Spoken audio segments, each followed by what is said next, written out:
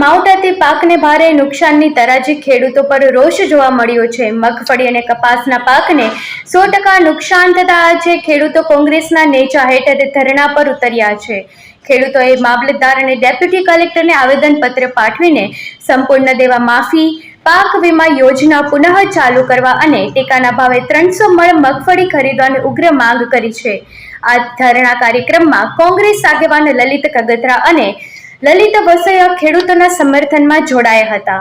લલિત કગથરાએ સરકાર પર આકરા પ્રહારો કરતા કહ્યું છે કે છેલ્લા 5 વર્ષથી ખેડૂતો પર કમોસમી વરસાદનો કાળો પ્રહાર થયો છે, પણ સરકાર હજુ પણ સહાય અને વળતર આપવા માટે નિષ્ફળ રહી છે।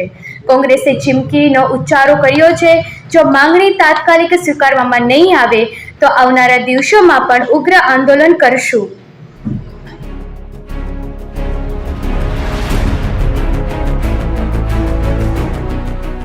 ધોરાજીમાં માવઠાના કારણે મગફળી અને કપાસનો પાક બરબાદ, ખેડૂતોની હાલત દયનીય બનતા આજે કોંગ્રેસના નેજા હેઠળ ખેડૂતો ઉગ્ર ધરણા યોજ્યા હતા।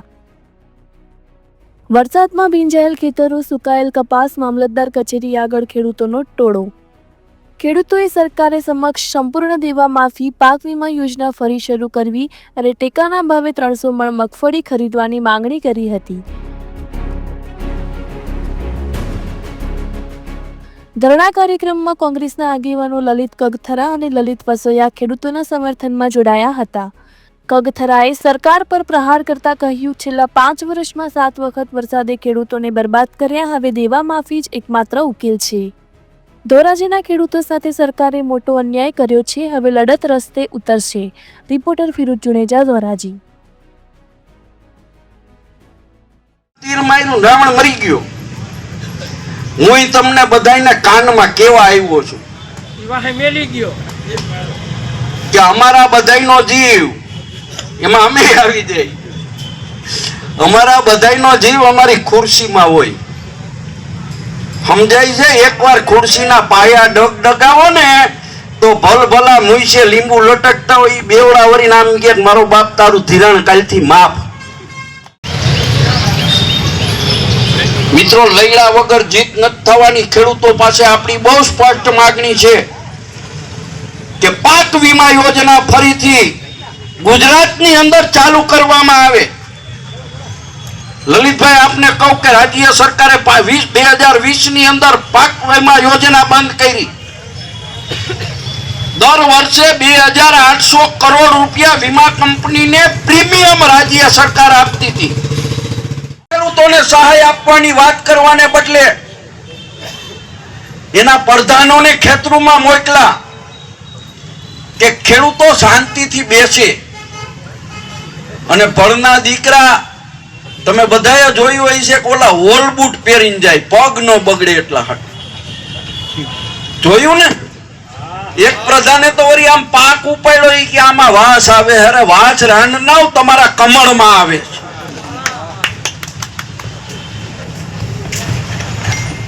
ને કોરાણે મૂકીને, પક્ષને કોરાણે મૂકીને જો આપણે આપણા હક માટે, આપણા હિત માટે અને આપણે આપણી વ્યાજબી માંગણી માટે, આવો ભગાલાલ આવી જાવ, ઉપર આવી જાવ, આપણે નહીં લડીએ તો માયગા વગર માય પીરસતી નથી। આ બહુ સ્પષ્ટ સમજી લ્યો, માયગા વગર માય નથી પીરસતી। મારે તમને સૌને કેવું છે, નાગની પૂજા કરનારા આપણે લોકો 30 વર્ષથી નાગને દૂધ પાય, પણ હવે સાચું કયો છે, છઠને થી પાટલામાં નીંદતા હો ભૂપતભાઈ, અને નાગ આડો ઉતરો હોય તો હું કરો, હું એક જેફા ભેગો બઠો વારી દયો ને, 30 વર્ષથી દૂધ પાવશો એટલે આ ફેણ ચડાવીને તમને નીંદવા નથી દેતો। ઢેફું મારો ઢેફું। અને હું તો ન્યા લગી કહું છું, ત્યારે આ રાજ્યની સરકાર ખેડૂતો પ્રત્યે સંવેદના રાખવાને બદલે ખેડૂતો ભિખારી હોય એ રીતે ખેડૂતો આયરે વર્તી રહી છે। 2020 પહેલા અહીં બેઠેલા તમામ આગેવાનોને ખબર છે, સહકારી મંડળીના પ્રમુખશ્રીઓ પણ અહીંયા છે કે 2020 પહેલા કોઈ દિવસ ખેડૂતોએ નુકસાનીનું વળતર માંગવા પાસે આ રાજ્યની ભાજપની સરકાર પાસે નથી જવું પડ્યું. 2020 પહેલા કોઈ ખેડૂતોએ પાક નુકસાની માટે સરકાર પાસે માંગ્યું નથી, હાથ લાંબો નથી કર્યો. ટેકાના ભાવે મગફળી 1 તારીખથી ખરીદવાની વાત કરે છે. 1 તારીખ વહી ગઈ, આજે 5મી તારીખ આવી. કેટલા મણ ખરીદી કરવામાં આવશે એ નક્કી નથી, કેન્દ્રો નક્કી નથી. ફક્ત ખેડૂતોને ટાઈમ દઈ અને ઉલ્લુ બનાવવાનો પ્રયત્ન ભારતીય જનતા પાર્ટી કરે છે. અને તમને સૌને કહું કે કેન્દ્ર સરકારે 15.5 લાખ મેટ્રિક ટન મગફળી ખરીદવાની મંજૂરી આપી છે. એક ખેડૂતના ભાગમાં 68 મણ મગફળી ટેકાના ભાવે નાખવાનું આવશે. કેટલા મણ? 200 મણ મગફળી ખરીદી હતી. આ વખતે 68 મણ મગફળી ખરીદશે. કે હરખો આંકડો ફિટ થાય એટલે 70 મણ મગફળી ખરીદશે. તો 130 મણ મગફળી ખેડૂતોની ઓછી ખરીદાશે. બજારની અંદર 1000 રૂપિયા મગફળીનો ભાવ છે, પૈલરા વગરનો. ટેકાનો ભાવ છે 1450 રૂપિયા. 130 ગુણ્યા 450 કરો, કેટલા થયા? છે કેલ્ક્યુલેટર કોઈ પણ હિસાબ માંડો. સરકારે આખા દેશની અંદર પાક વીમા યોજના ચાલુ હોય અને ગુજરાતના ખેડૂતોની પાક વીમા યોજના બંધ કરીને મોટું પાપ કર્યું છે. અને તેથી તમે ને હું આની ગંભીરતા નહોતા સમજતા. આપણે મૂંગા બેઠા હતા, આપણે લડાઈના મેદાનમાં ન ઉતર્યા ને એને કારણે આજે માગવા વર્ષે માગવા નીકળવું પડે. જો મિત્રો પાક વીમા યોજના ચાલુ હોત તો આ બેઠેલા ધોરાજી તાલુકાના ખેડૂતોને મારે યાદ કરાવવું છે કે 1985 થી લઈ અને 2020 સુધીમાં 17 વખત ધોરાજી શહેર અને ધોરાજી તાલુકાના ખેડૂતોને પાક વીમો મળ્યો છે. કરો ને ખેડૂતોનું દેવું માફ કરો તો અમને ગાંડા સમજીને જામનગર હોસ્પિટલમાં મોકલી દઈએ. મિત્રો, લોકશાહીમાં માથાની કિંમત હોય. અને આ લડાઈ રાજકીય લડાઈ નથી. આ લડાઈ ખેડૂતો માટેની લડાઈ છે. ભારતીય જનતા પાર્ટીની ટીકા એટલા માટે કરી છે કે સરકાર ભારતીય જનતા પાર્ટીની છે.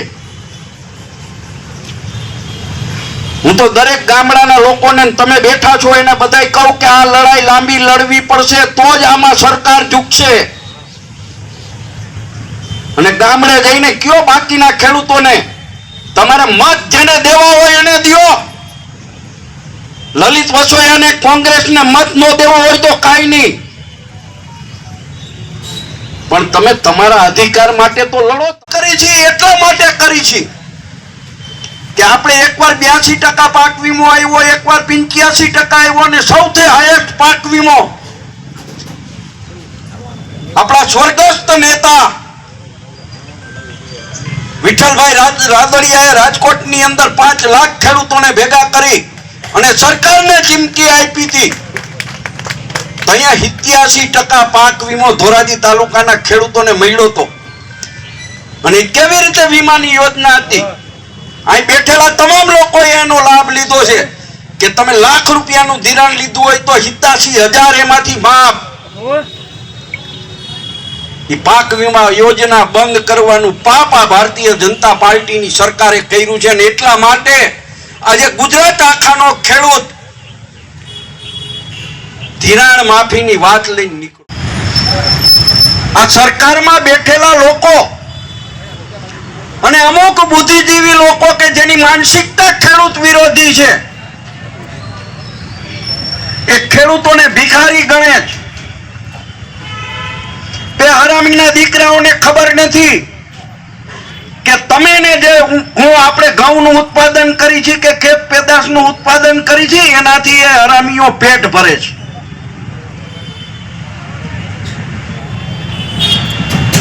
મિત્રો, છેલ્લા 10 દિવસથી આખા સૌરાષ્ટ્ર, આખા ગુજરાતની અંદર કમોસમી વરસાદને કારણે, માવઠાને કારણે ખેડૂતોએ કાઢેલી મગફળી ખેતરોમાં પાથરા પડ્યા હોય, મોઢામાં આવેલો કોરિયો છીનવાયો છે અને પાક બરબાદ થઈ ગયો છે, ત્યારે ખેડૂતોને સંપૂર્ણ દેણો માફ કરવાની માગણી કરવામાં આવે છે. સર, શું કહેશો 2024 ના અંદરમાં જે ખેડૂતોને વળતરને રૂપાવવામાં આવ્યું છે? ખેડૂતોને ધોરાજીની સાથે ભયંકર અન્યાય ભારતીય જનતા પાર્ટીએ કર્યો છે કે ધોરાજીને જે એક જમાનો હતો એને ઉજીડે ચમન કરવા વાળું કોઈ પણ હોય તો એ ભારતીય જનતા પાર્ટી છે. મારું નામ વસંતભાઈ હિરેપરા, ગામ ધોરાજી. આજે અમે તમામ ધોરાજી તાલુકાના ખેડૂતો અહીંયા ધરણાના કાર્યક્રમમાં આવ્યા છીએ, કારણ કે આ વર્ષે કમોસમી વરસાદની હિસાબે અમારે 100% નુકસાની છે. અમારે ખેડૂતની મુખ્ય માંગ એ છે કે આ કમોસમી વરસાદને હિસાબે ખેડૂતની મગફળી તાત્કાલિક સરકાર 300 મણ સુધી ટેકાના ભાવે ખરીદીની ચાલુ કરે.